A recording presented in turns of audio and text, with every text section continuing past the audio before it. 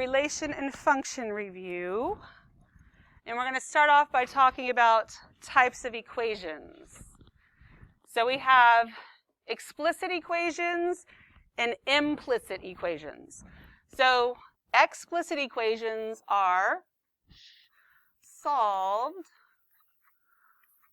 for a specific variable.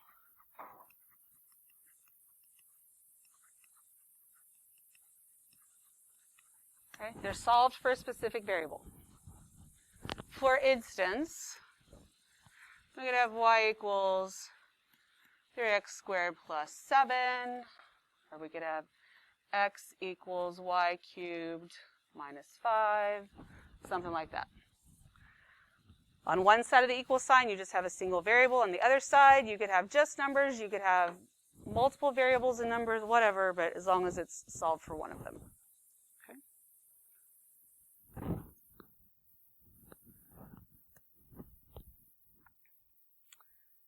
Then implicit equations are not solved for a specific variable.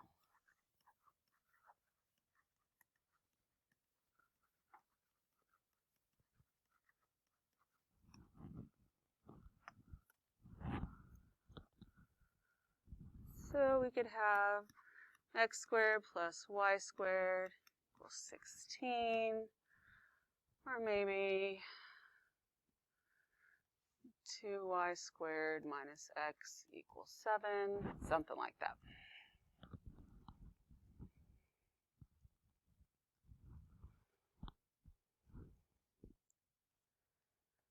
Now, I realize maybe none of you know the answer to this question because you may not have even gone over it, but I just want to know if anybody knows. Can anybody tell me what this equation would graph? Well, you actually did learn it in geometry, and I'm pretty sure it was in the curriculum before the world shut down. What did you graph in the second half of geometry? Well, it's close. That looks very similar to that. I mean, the equation looks similar, but I heard it somewhere else. It's a circle. Yes, this is the equation of a circle. So that's a different conic section, and they all kind of have the same look, but yeah, that's your equation of a circle. Something we actually need to know, but we'll go back over that when we get there. Okay. So once you're done with your definitions of those, then you can move on so we can talk about some examples. So we're going to do some, while we talk about these examples, within this, some basic algebra review, some basic arithmetic review, how to think smarter, not harder, how not to make the very common mistakes that were made like crazy last period, so I'm sure it's going to happen again. That's fine as long as we correct them. We learn from our mistakes. You learn more by making mistakes and correcting them than just getting things right all the time.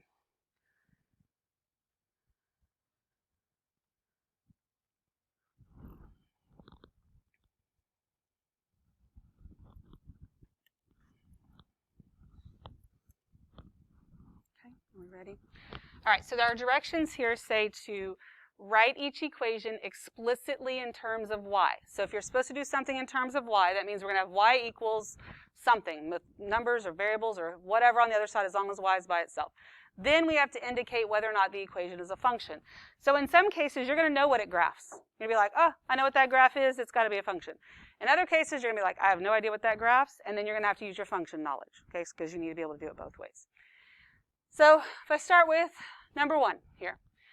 So I want to get y by itself, so I'm going to start by moving x. So I'm going to get negative 4y equals 20 minus x. What do I do next? Divide by negative 4. And it's every term has to be divided by that. So I'll get y equals negative 5 plus 1/4 x. Would it make any sense at all to put 0.25x there? No. I'll put a fraction, right? So I want you to remember that when you try and turn everything into decimals a little bit later on. Same kind of thing. You just make it into a fraction. All right. So I don't even care that really I should probably have my x first. It doesn't matter. It didn't say it had to be in a specific form. It said solve for y. I solved for y. It's explicitly in terms of y. Is this a function? Yes, because what would that graph? A line. It's just a line, right? It's just a line. So a graph's a line, it's got a slope of 1/4. So that means, yes, it's totally a function. Well, let's say we had no idea what it graphed. I don't know what that graph is supposed to look like, but I got to figure out if it's a function. Then you got to ask yourself, is every x only going to have one y? So no matter what I substitute in for x, is it possible that I would get more than one y value? And here that wouldn't make any sense, right? Because whatever I put in, I'm going to multiply by 1/4 and subtract 5, and there's only going to be one answer to that, whatever it is, okay? So that makes it a function. All right, we all good? All right. Let's look at number 3. What would I do first on number 3? Add x, exactly, because I'm trying to get y by itself. So I'm going to get y plus 1 squared equals 3 plus x. Or x plus 3, really doesn't matter at this point. So now I need to do what next? Square root, good. Square root of both sides. So I'm going to take the square root of both sides, and so that's going to give me y plus 1 equals the square root of 3 plus x. I'm not finished, but it's what I have at this step 100% correct. What if I was to tell you, no, we're missing something? Yes, sir. Fist bump. Because Gabriel seems to be the only one that won't be in math jail, because if you introduce a square root and you don't use plus or minus, you're going to end up in math jail and you don't want to be there. So, and I didn't even leave enough room for mine, even though I was trying to make that point. Let's see. Oh, well, I'm just going to have to erase the whole thing because my eraser's too big. To be equal to plus or minus the square root of 3 plus x. Because remember, if I have x squared equals 25, and I ask you what is x, the answer is not 5. The answer is plus or minus 5, because both of those would end up with 25. Make sense? That's huge. That's going to come up a lot. You cannot forget that plus or minus, okay? All right, so now I'm going to subtract 1 from both sides, and I get y equals plus or minus square root of 3 plus x minus 1. Is that going to become 2 plus x underneath there? Like, can I do this 3 minus 1? No, because they live in two different worlds. That's it. That's the best I can do. So my guess is you have no idea what that graph looks like, and that's okay. You're not expected to at this point. So instead, we have to use our knowledge of functions. If you substituted in a value for x, any value, is it possible to get more than one y value out? Yes, it is. Because let's say we did a -2 here. So I get the square root of 1. I'd have to do the positive 1 minus 1 and negative 1 minus 1. That gives me two different answers. Therefore, I get 2 y's for an x, and that makes it not a function. What questions do you have?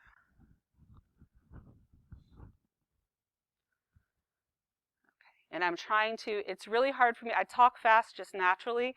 So I'm trying to make sure I go slow enough that you have time to write on your phone and you don't get frustrated, and especially if you have to go back and erase or something. But if I need to slow down at some point because I don't catch myself going real quick, let me know. I can't wait forever, but I'm going to try and be as accommodating as I can at this point. All right, are we all good? Okie dokie. Please, please, if you have questions about anything, it's not a stupid question at this point. Especially if you've been using photo math for a year and a half. It's not going to help you any. Okay, and Mr. Ackerman and I were actually just talking about that. He was out yesterday, and some of his kids in the morning, some of them were just straight up using photo math, but some of them used it to check their work, and then they went back and erased things and second guessed because photo math doesn't always do it in the form you actually want it, right? And then it makes you second guess, and then you feel like you don't know what's going on. So it's better just to know what's going on because you can do this, all right? Okay, so I got to get y by itself. I would really prefer for that square root, like I prefer for the things like having to go ahead and be positive. So one thing I could do is take this whole term, move it over here, and take the 8 and move it over here, and I can do all that in one step. We agree with that? So that would leave me with x minus 8 equals the positive square root of y plus 1. Should I make that plus or minus? No, because I didn't introduce it. It was already there, so if it's already there, it is what it is, right? It's when you put it in to do the work. That's when it matters. Okay, so I'm trying to solve for y, so I don't want to add the 8 or anything. What do I need to do next? Square it. So I'm going to square both sides. So since I'm trying to solve for y, I don't actually have to square that binomial on the left. But if I did, would it be x squared plus 64? No. The answer to that is no. That'll send you to Math GL 2, right here. I thought x plus 3 squared was x squared plus 9. You get a trinomial from that, not a binomial. Right now, doesn't even really matter what it is. I just want to make sure you know it's not x squared plus 64. All right, so we're just going to leave it x minus 8 squared until I figure out whether or not I have to actually square it, which I don't on this one. And I get y plus 1 right here. So then to get y by itself, I just subtract 1 from both sides. I get x minus 8 squared minus 1 equals y. And it's solved for y, and I didn't have to actually square it out. Then I have to decide, is this a function? What would this graph? A parabola. Is that a function then? Yes, it is.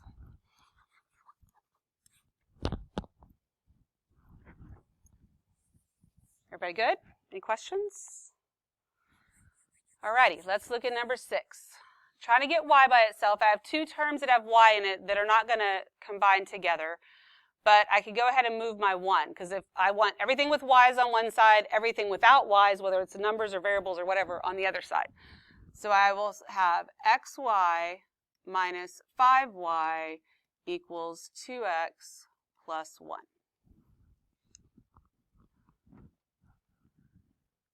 So dividing by x is not going to help me because, yeah, it would get the x away from this y, but then it would just put 1 in the denominator here, and then I'm just going in circles.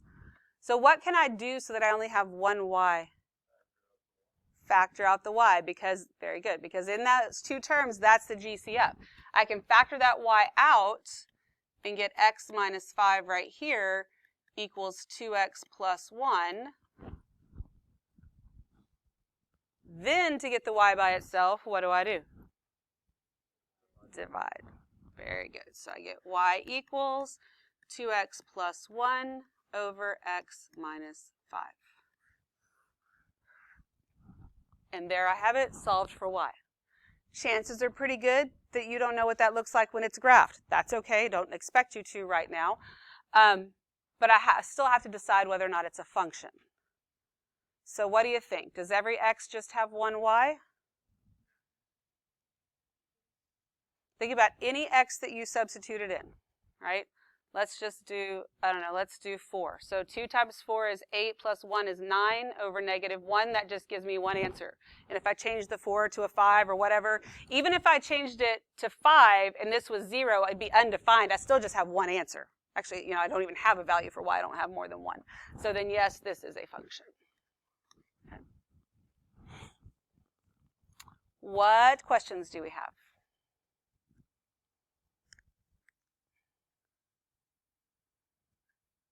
V, you're typing. No typing the math. Nyla, you're typing. No typing the math, because what you have is not correct when you type. Okay, got to write it. I know it's not ideal on your phone. Do the best you can for now. All right, function notation. This is something you've known hopefully like forever. Explicit functions, when you solve for one variable, most likely a y, they are oftentimes written using function notation. So if we have y equals 3x squared plus 7, that's the equation. If it's in formal function notation, that y changes to what? F of x. Very good. F of x. So f of x equals 3x squared plus 7. Pretty sure that's not brand new information. So, and it's read as f of x, and interpreted as the value of the function of f at whatever that x value is. So just a little reminder but that's how we do it.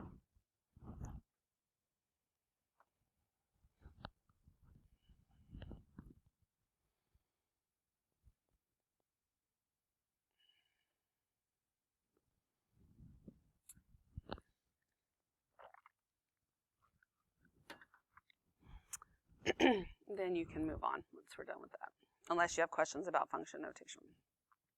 Does it always have to be an F? Could it be a G, an H, whatever? Yeah. F is just the most common one, just like X is the most common variable for that. Alrighty. So let's look at some of these evaluating functions. So if I have this function q of x here, and I have that q of negative 15, what is it asking me to do? Plug it in. Okay, so that's old news also. So what you need to pay attention to now is what I'm doing, and rarely do I write that much more than what I expect you to write. Sometimes I write extra steps so I don't lose you when you're looking down, but there's also things that are very important to the process, which I'm not sure has been very expected of you over the last couple years because of the situation. So it's not necessarily, your fault if you have some bad habits, but we've really got to get that fixed, okay? I mean, my own students last year, that they're probably lacking some of that because we had to do so much digitally. It was hard to really, and if you're on a piece of paper, I can much easier see what you actually have on the other ones that you're working on, whereas when you're on the computer, I can only see that. So I can't always give feedback on that. So please pay attention to those things. Don't tune me out because you're like, I already know the answer. Good, nobody cares, okay? Because it's not about the answer, it's about the process. So I've got q of negative 15. So I would write down q of negative 15 equals the square root of 6 minus 2 times a negative 15. That should be your first step, exactly like that. I hope that all of you know what 2 times 15 is, okay? But we don't write 30 right there right now. First step, 0 work, you substitute it in. The AP test is all about giving you points for work along the way. You have no idea what you're getting your points for, okay? And they don't even know when they write the questions. They don't figure that out until later. But doing this right here shows me you understand how to evaluate a function. The rest of it is arithmetic. Could we possibly make a mistake in the next couple of steps? Absolutely, because we all have brain farts and they're very frustrating, right? We do like 2 times 3 equals 5. You're like, I know better. Why did I put 5? Like, it happens.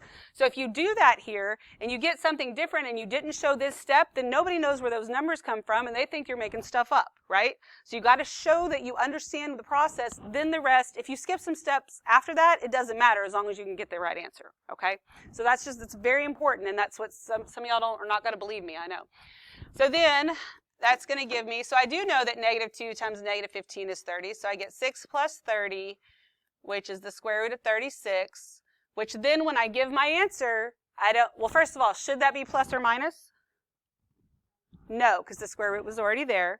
Secondly, I don't just put 6 and box it, because what does 6 mean? It asked me for q of negative 15, so I have q of negative 15 equals 6, and this is my answer. Okay, does that make sense? So there's some specific things. It's not about me, my personal views about being nitpicky. It's about what I know you need to be able to do to be successful and get credit for things. Okay, so it's, again, not like my rule, even though it's sort of my rule, but you know what I mean. All right, we all good?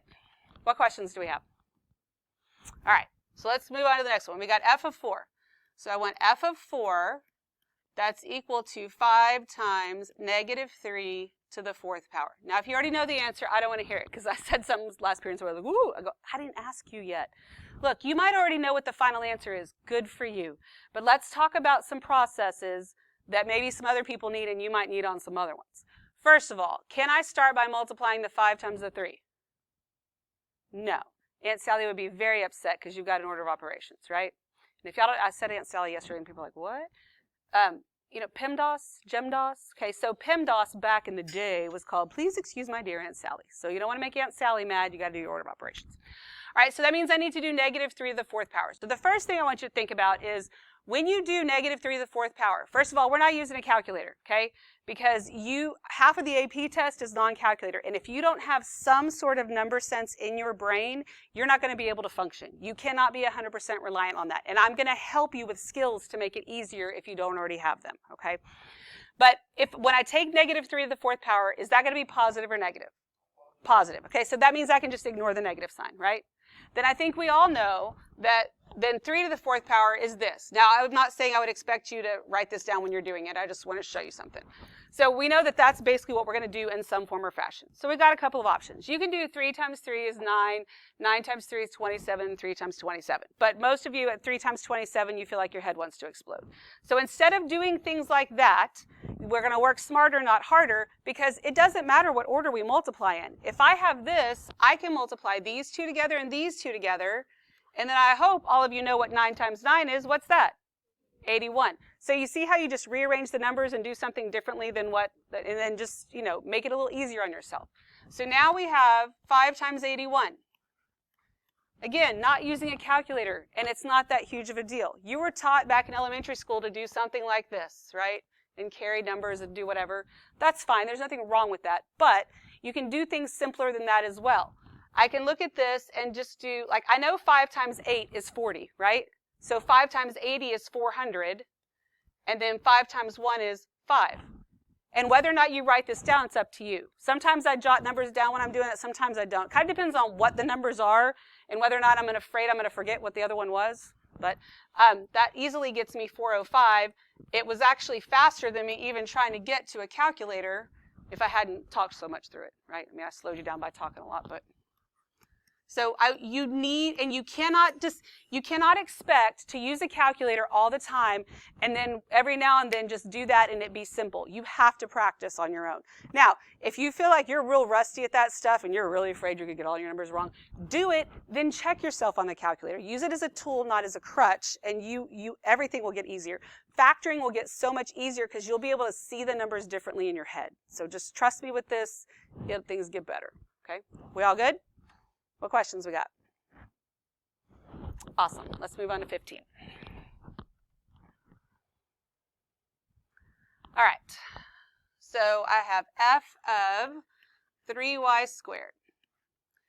So when I substitute that in, that's going to give me 3y squared to the 3rd power plus 3y squared to the 2nd power. Now, because there's no addition inside those parentheses, I can just square both of them or cube both of them. It's different than when I had that x minus 8 or whatever it was. So I need to take 3 to the 3rd power. 3 times 3 is 9 times 3 is 27. And then what's my rule for a power to a power? What do I do with the exponents? Multiply. So it's y to the 6th. I add them. It's okay. I add them when I multiply, but power to a power I multiply. Plus, then this would be 9y to the 4th. And that's it.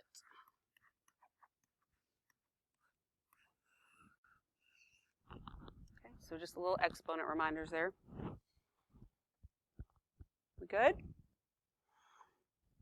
Once you've finished that one, I want you to work on 16 on your own.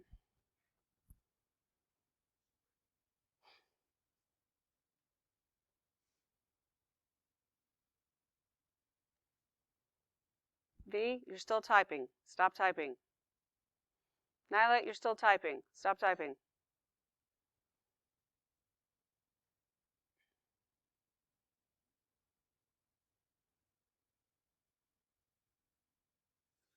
Oh, I guess I should have asked. Can I combine those two and get like 36 something?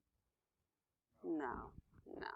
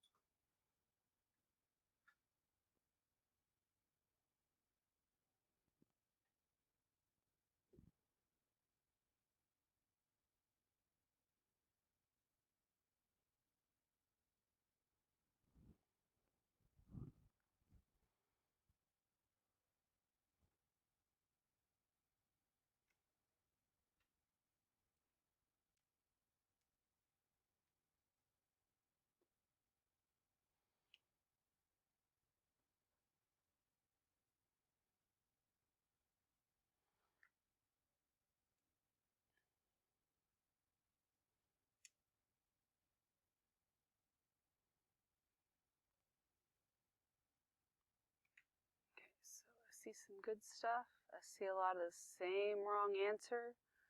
I'm going to throw you all in math jail before the end of the period.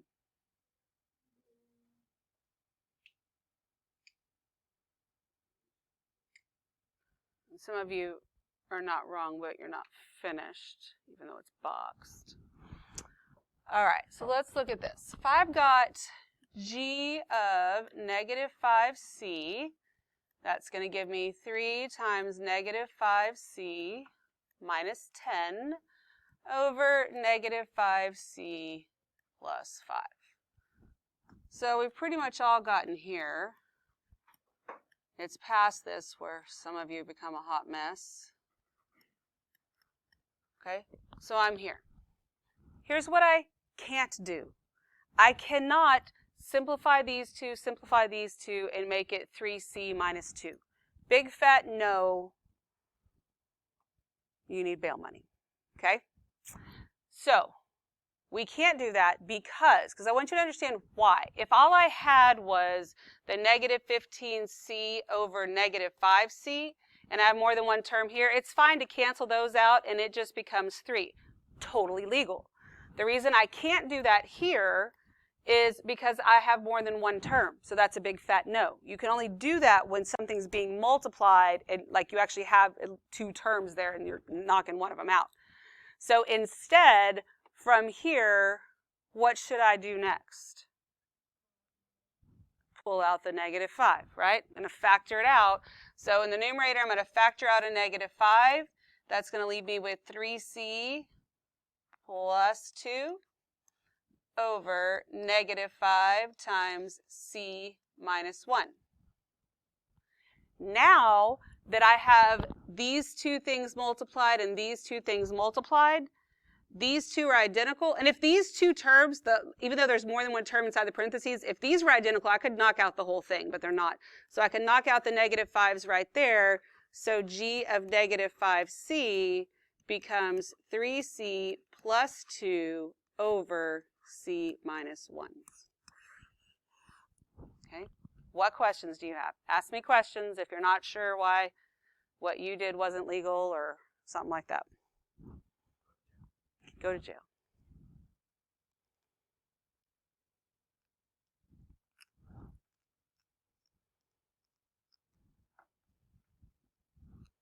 Okay. Any questions at all? Good. Okay. Give you a second to get that written down right.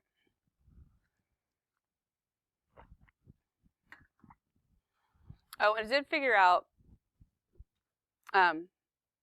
people were trying to, it's fine if what you're doing doesn't fit in the little boxes I gave you. I've tried to make them big enough and give you enough room that when you zoomed out, but if you zoom out instead of in, I think it'll give you extra space to write on when you zoom back in. Does that make sense? That's how somebody got extra space if they need it. I don't know that, I can't tell that necessarily any of y'all need it at this point, but if you do need it, you can kind of play around with it and figure out how you get more space, and it's fine. Okay. Isela, where's your apples? Where's she? Well, if you're going to write something like that, you got to be able to explain it. You don't have to. It's okay. All right. Let's look at number 7. Any questions? We're good? All right. So here I need h of 2a plus 7. So when I substitute that in, I'm going to get 2a plus 7 squared minus 2a plus 7 minus 1. So I don't get to leave that binomial squared like that, like I did on the front. I have to actually square that out. So you square that out correctly and then simplify it and finish that one up. Okay, I'll give you a minute to do that.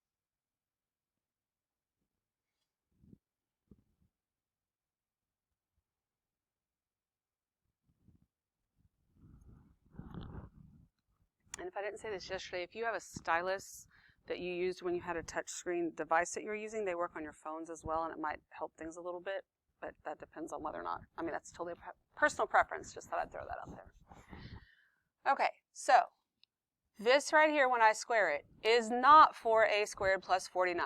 At the very least, we should know that. Then how you square from there is up to you. If you want to write out 2a plus 7 times 2a plus 7 and do your FOIL or whatever, that's fine. But there is a pattern to this. If you're taking a binomial and squaring it, you square the first term, so you get 4a squared. You multiply the two terms together, that would give me 14a, then double it, so it's a positive 28a. Then I square the last one, and I get 49. Okay? Then, are these parentheses right here important? Yes, because that's another reason you could end up in math jail. Right here, I substituted more than one term and didn't use parentheses. Here it matters. It mattered on the first one too. So this is going to give me minus 2a minus 7 minus 1. So then I'm going to combine my like terms. I just have one squared term. I have 28 and negative 2, so that gives me a positive 26a. Then I have 49, negative 7, negative 1, so this gives me negative 8, so then it would be plus 41. And that's h of 2a plus 7.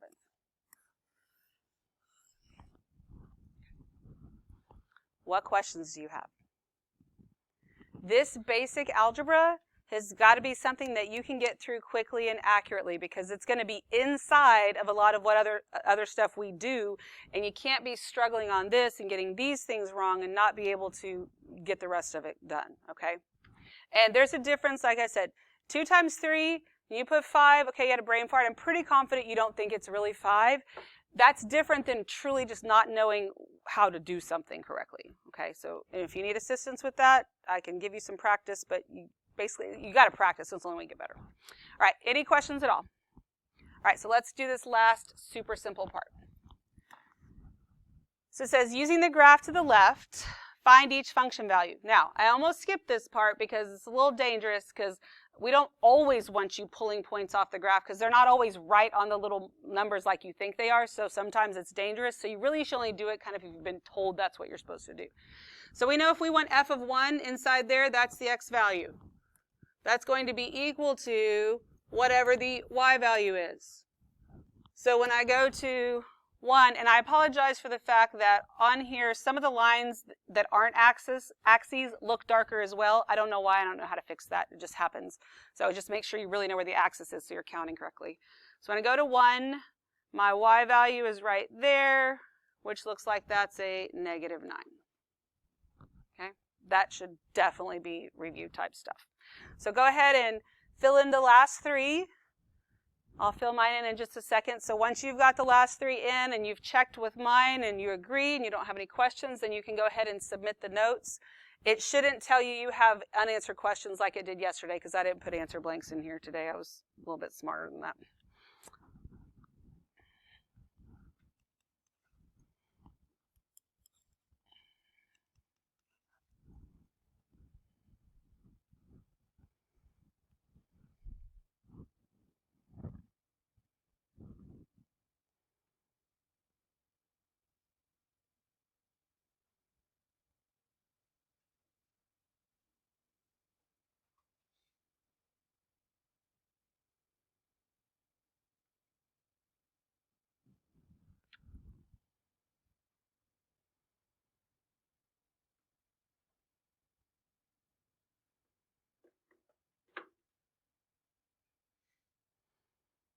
And what is happening in here on Monday?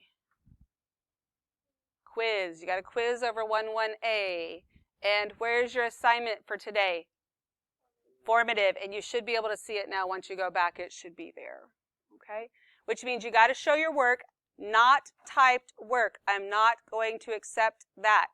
Cannot stress that enough. And I understand that when you're writing on your phone, your handwriting is even crazier than it might be on a piece of paper.